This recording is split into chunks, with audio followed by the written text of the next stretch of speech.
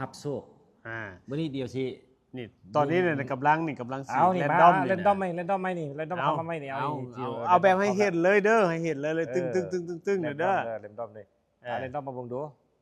ให้เห็นเลยเอาผู้ใดสิส่งบ่นี้เบอร์ใดเล่นดอมมาดูเล่นดอมมาเอามาไหมมาไหมเล่นดอมมาไหมเรียบร้อยละส่งมาเล่นดอมมาไหมมันถึกผู้ใดเริ่มสิมีโชคมีลาภเกิดขึ้นเลยเด้อนักร้องส่งมาไหมนกนักร้องศิลปินกันจะมีบอลยืนแล้วล่ะใจเบิ่งดูมาไทยมาอันนี้คือระบบเด้อ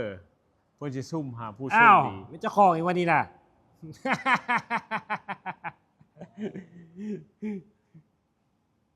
มีเจ้าของวันนี้นะโอ้อ้าวนี่เจ้าของกับเจ้าของนี่ทำบริวารนี่ซุ่มไปนี่ซุ่มไปแล้ว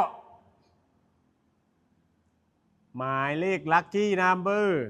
ได้แก่แทนได้แพ้นี่เลขกี้นัมเบอร์ได้แก่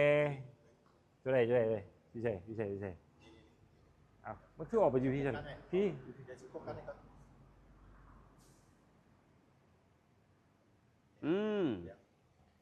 เอาผู้ใดเนาะสิได้เนาะผู้ใดเนาะเอานัมเบอร์ใดเนาะเดี๋ยววันนี้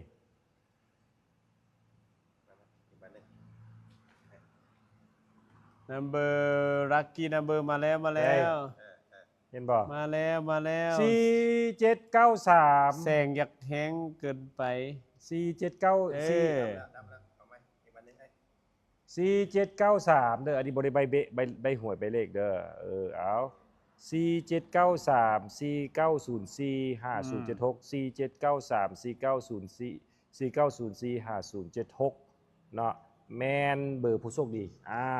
อันนั้นละบ่นี่เบอร์โทรแมนเบอร์โทรอย่างอันนี้เบิ่งเบอร์โทรนี้เนาะเรียบร้อยเบอร์โทรอีก54580 574 545โทรเจรซีโทร5458 5458 0574 5458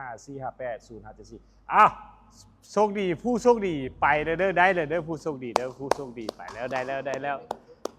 ลยเด้อตามที่ให้เห็นเลยแหละเลี้ยวทำเลยเด้อเพื่อเฮ็ดกันตามกติกาเขาอยู่บ่เพื่อเฮ็ดอยู่บ่คันเฮ็ดจังให้ได้คันบ่เฮ็ดก็บ่ให้ได้เฮ็ดจังได๋กติกาเฮาในตอนนี้น่ะดาวน์โหลดรับ X ขึ้นมากดไลค์กดแชร์เพจของพวกเขาแล้วกันไลฟ์สดเนาะก็ได้แล้วเนาะดาวน์โหลดแอปชมรายการเฮาและก็จะเป็นผู้โชคดีแล้วเนาะมื้อนี้ก็ไปแล้ว1ทานไปแล้ว5458 0574 5458 0574โอเคถัดไปจัดไปนั่นแหละไปแล้วเอาเบอร์ตึมเงินบ่แม่นเนี่ยโอ้ค่อยป้อนผิดโตเบอร์ตึมเงิน205458 05อย่าลืม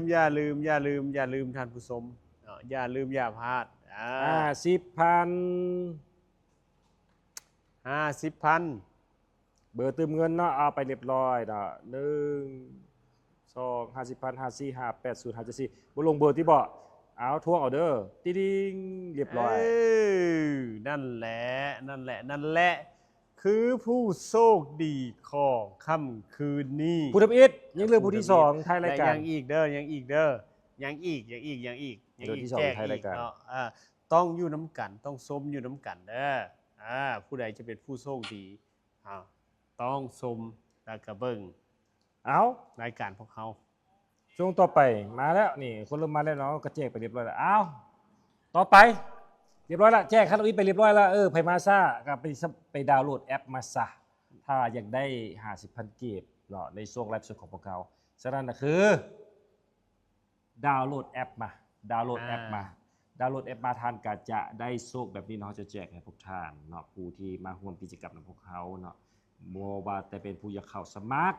ห้องเพลงหรือบ่สมัครห้องเพลงก็อย่าเนาะหรือว่าเข้ามาชมรายการของพวกเขาแม่นสามารถมีสิทธิ์ได้โชคนี้ก็คืออย่างช่วงต้นแล้วก็ช่วงท้ายของรายการเราจะแจกให้นี่บ่ได้แจกแต่มูลค่าโทรได้นี่ไหน เพิ่นยังสิได้แจกรถอยู่ได้นี่ แม่ ซี น ซั่น น่ะ นี้มัน10คันผู้ใด แม่นซีซั่นนี้ เออ ไม่ว่ามีจักรอบนี่ก็สิได้แจกตามนั้น อืม แต่เดี๋ยวนี้ก็คืออย่างนักห้องเฮาพร้อมหรือบ่นักห้องพร้อมหรือบ่พร้อมหรือบ่เนาะว้ายมีแต่2คนมาซิงกันนี่บ่ได้เลยว่าตีกันก็บ่ม่วนแล้วเนาะแม่นบ่ โอ้โหสองคนก็ชนะแล้วสองคน สองคนก็ชนะแล้วบ่ได้ บ่ต้องห่วงเนาะเกินร้อยแน่นอน แต่อยู่ที่ว่าผู้ใดสิจะได้มีโอกาสขึ้นไปประชันกันอยู่เทิงเวทีเด้ออันนี้ผลของมันการตัดสินเฮาก็บ่เป็นผู้ที่ตัดสินเด้อให้มวลชนเป็นผู้โหวตเป็นผู้ตัดสินให้ เพราะฉะนั้นแล้วบ่มีการลำเอียงแน่นอน บ่ เนาะ ขอรับตรงๆเลย โอ้ยบ่ลำตรง เอาคักๆกว่านี้มึงดูเอาแบบ โอ้ย ค้างที่บ่นี่บ่แม่นลำติค้างติ เอาลำเอียงดิสิว่าจะได้ลำตรงเดี๋ยวนี้นะ เอาบ่ลำเอียงแน่นอนนี่เอารถคันนี้นี่เนี่ยเอาหัวหน้าเพิ่นว่าเพิ่นสิแจกนี่ในซีซั่นนี้10คันเอามาให้เบิ่งซะก่อนนี่น่ะ แมน คันทำอิฐนี่น่ะ มาเลยจัดมาเลยจัดมาเลยจัดมาเลยเนาะคันนี้เนาะล้อท่าให้ผู้ที่เข้ามาร่วมชมรายการพวกเขาเป็นเจ้าของเนาะเบิ่งตัวจริงว่าไผสิเป็นผู้โชคดีคันนั้นเนาะอันนี้แมนรถไฟฟ้าคันน้อยของพวกเขาเลี้ยวผ่าน CS01 170 กิโลเมตรเนาะแบตเตอรี่ 13.8 กิโลวัตต์โมงสามารถแล่นได้ถึง 170 กิโลเมตรเนาะ ซากเต็มกา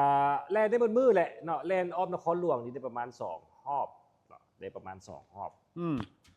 จะไปส่งลูกส่งหลานส่งเครื่องส่งของเฮ็ดเวียกเฮ็ดงานเนาะส่งลูกส่งเมียโอ้มุกเก่าละ2-3มื้อก่อนเว้าถึงเมียน้อยแล้วบ่เว้าแล้วมื้อนี้นะส่งอันอื่นเอาเพราะว่าอย่างพอเพิ่นบ่ได้นอนเด้เมียเพิ่นหายเด้ซั่นเป็นเอายินมุกเมียน้อยหลายว่าซั่นเป็นเอาไปอยู่นำมันซาเพิ่นว่าซั่นเด้